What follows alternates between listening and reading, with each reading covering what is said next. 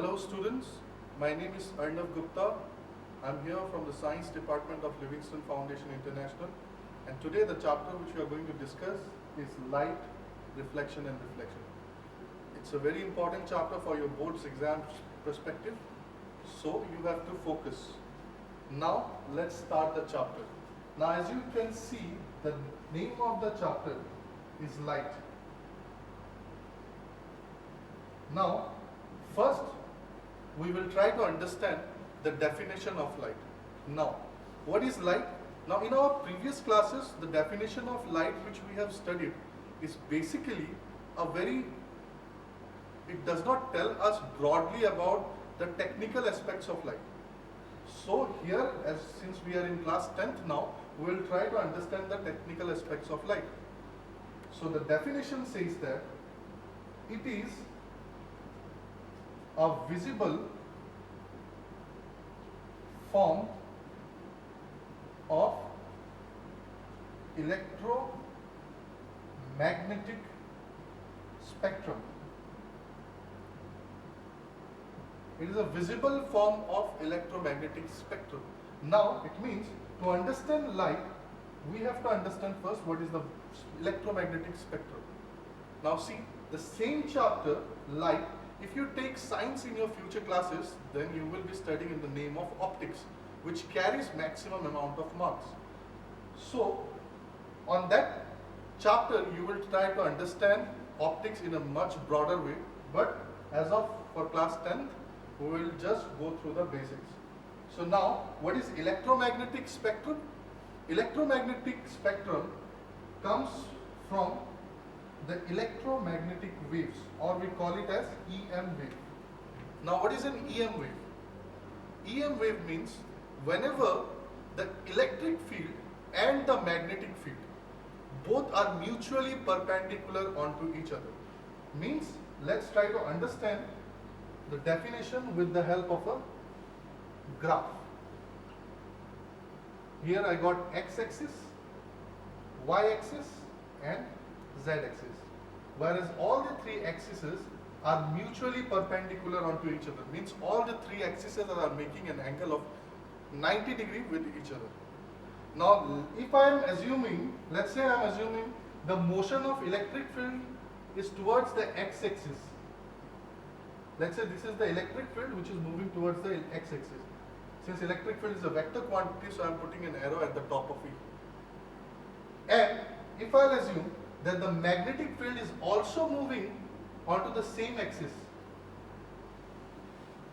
then the only difference between the electric field and magnetic field should be of 90 degrees. Let's say the magnetic field is with vector B. Then it means the only difference should be of perpendicularity. Means the electric field and the magnetic field, though both the electric and magnetic field are moving towards the same axis, but the angle between them should always be of 90 degrees, as you can see in the graph. So hence the definition of electromagnetic wave is whenever the electric field that is defined with E onto the graph and the magnetic field that is defined as vector B onto the graph, both are mutually perpendicular onto each other. In that case, the whole phenomena of it, it's a process. So that's why it is called as a phenomena, process.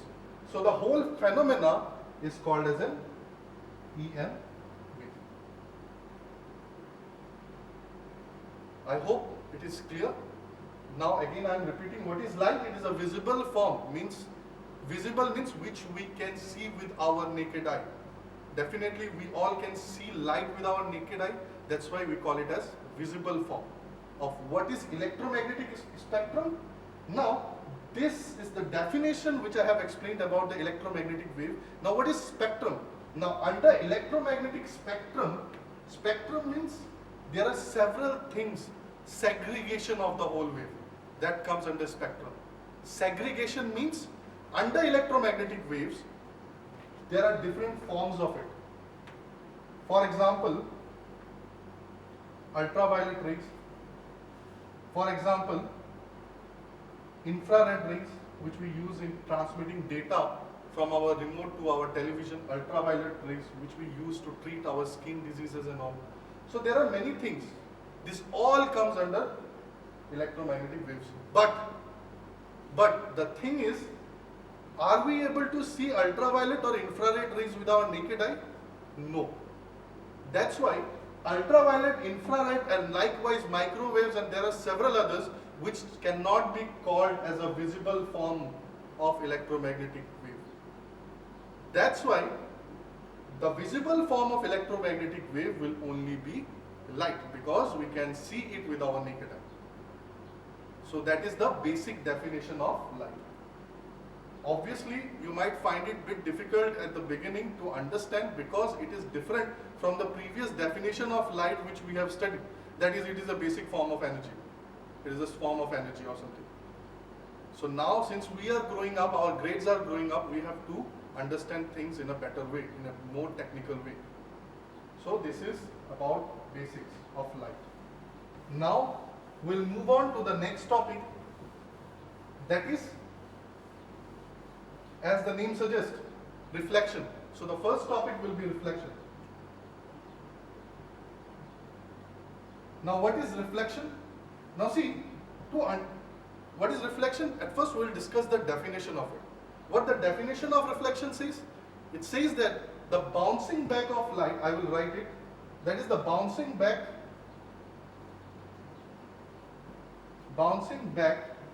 of light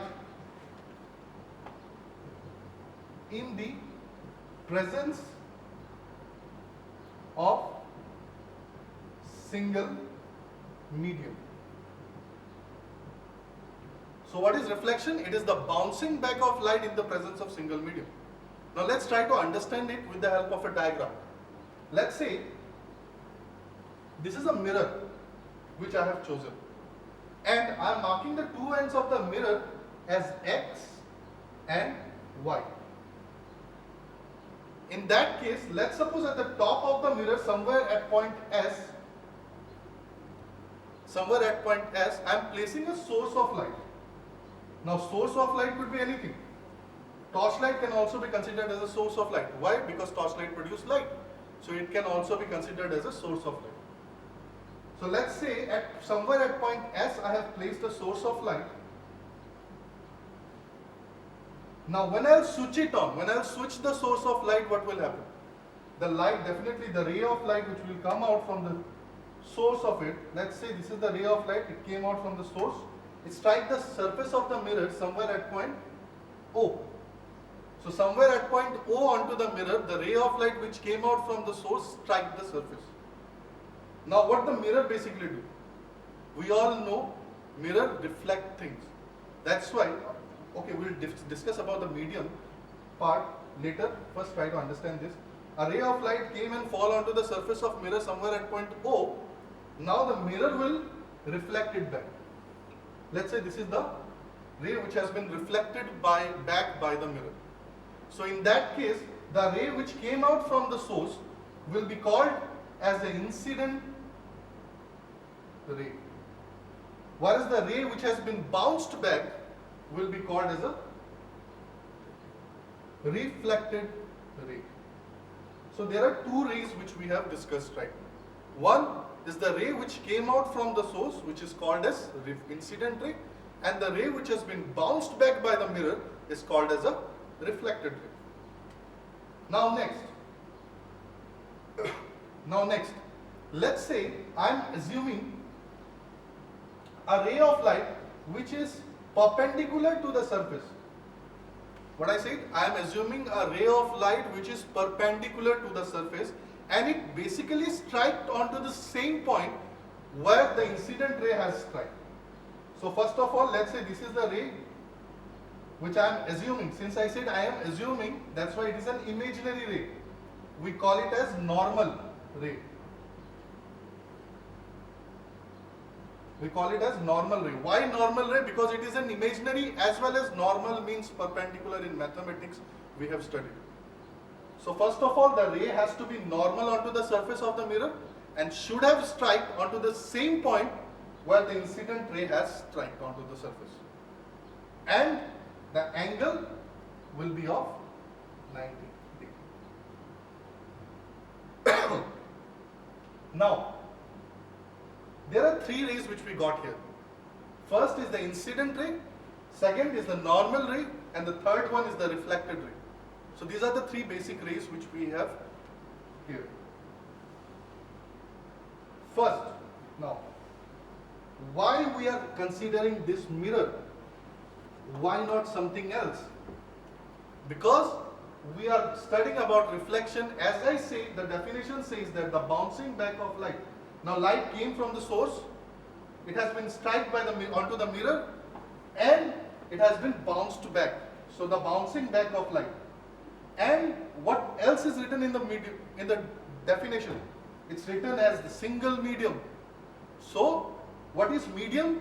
Medium means any surface through which light can pass. Means anything which light can penetrate. So any medium which light can penetrate, I can give some examples of it. For example, water is a medium through which light can pass. Glass is a medium through which light can pass. And air is a medium through which light can pass. And there are several other, so etc. These are the basic three mediums which we are going to discuss or use in this chapter. So I am giving you the examples of these three. But there are many other which can also be called as a medium. Now, here we have discussed about mirror. We have taken mirror.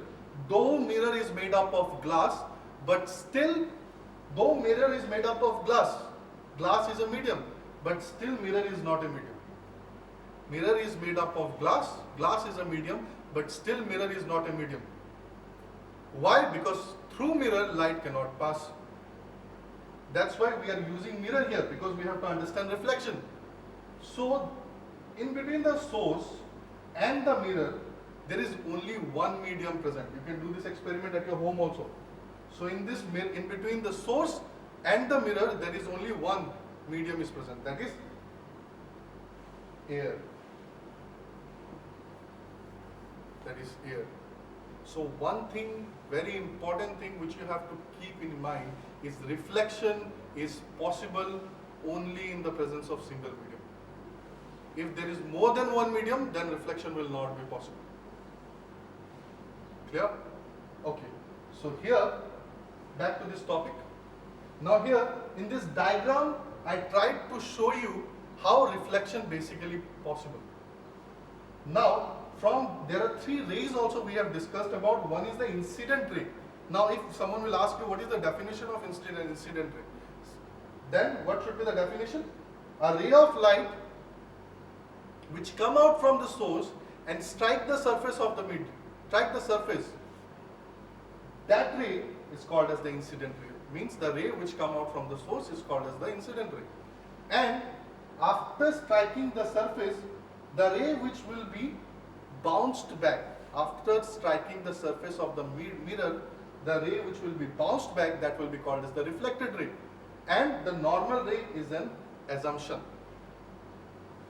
Now, in between incident ray and normal ray, the angle, means the angle between the incident ray and normal ray is called as the angle of incidence. Whereas the angle between the normal ray and reflected ray, the angle between normal and reflected ray, this angle is called as the angle of reflection or reflected angle. So there are two angles we got. First, angle I is called as angle of incidence, and angle R is called as angle of reflection.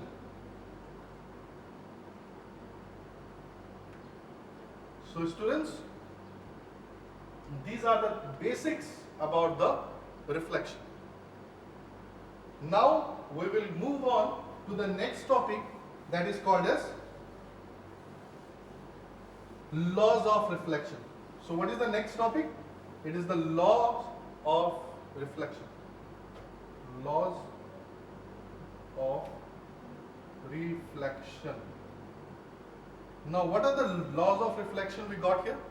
There are two basic laws of reflection which we are going to discuss. First law of reflection is called as the angle of incidence. Angle of incidence means angle I, means the angle between the incident ray and the normal ray. That angle of incidence we are talking here. So first law says the angle of incidence should be equal to the angle of reflection, means angle R. So it means angle I should be equal to angle R. Now what is angle R? I am recalling it back. What is angle R? Angle R is the angle between the reflected ray and the normal ray. So this is the first we got. Now the second law of reflection is incident ray, reflected ray and the normal ray all lies on the same plane. Incident ray, reflected ray and normal ray, all the three rays which we have discussed have to be there on the same plane. Now what is the meaning of plane? On the same plane. Now what is the meaning of plane? So let's try to understand these two with the help of a diagram. First, till now you have studied mathematics in two variables. In future you are going to study mathematics in three variables, means algebra in three variables, where you will draw a graph not only in x and y axis, but there will be a presence of z also. Clear? Now next, what is the meaning of plane? First, what is the meaning of plane? Plane means the area between x and y axis is called as xy plane. The area between the y and z axis is called as yz plane. Whereas the area between the zx axis is called as zx plane. So we got three planes. Now, what is the second law says? To understand second law, let's suppose I am assuming the xy axis, xy plane. Here in xy plane, let's suppose I am keeping one mirror. There is a ray of light which came from the source, strike the surface of the mirror and it has been reflected back. So this is the incident ray, this is the reflected ray and this is the normal ray. There are three rays which we got here in the same plane of x and y. Now these three rays have to be there in the same plane of xy. These three rays cannot come out of this plane and go to yz or zx plane. It has to be in the same plane. So that is the meaning that the incident ray, reflected ray and normal ray all have to be there in the same plane. And the first law, what it says? Angle of incidence is equals to angle of reflection. So if, what is the meaning of this? If the angle between the incident and normal ray is of 30 degree, let's say for example, then the same angle between normal ray and reflected ray will also be of 30 degree. Both have to be equal. If it is 50, then both the angles have to be 50 to be equal. So students, these are the basics about reflection. So students, for today, the topics which we have discussed till now are, first topic is the definition of light and EM waves. Next is the definition, or you can call it as laws of reflection and we also discussed about mediums. So these are the few things which we have discussed about today. Now in our next class, students, the topic which we are going to discuss is about the mirror and about its types. We got many types of mirrors which we will be discussing on our next class. Thank you.